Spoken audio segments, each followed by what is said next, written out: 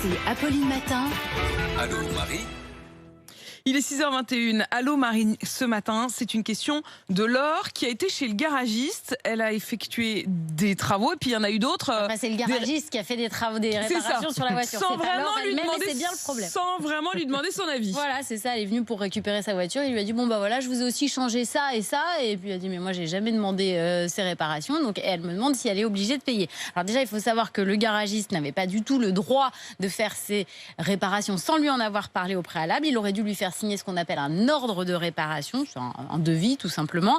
Un professionnel ne peut pas vous facturer des travaux si il ne vous a pas fait signer de devis avant. Donc ça, c'est pour le principe. Laure peut donc tout à fait refuser de payer ces réparations, même si le garagiste dit qu'elles étaient nécessaires, même s'il dit que c'était une question de sécurité, que la vie des passagers pouvait être mise en cause. Eh ben, il n'avait pas à le faire.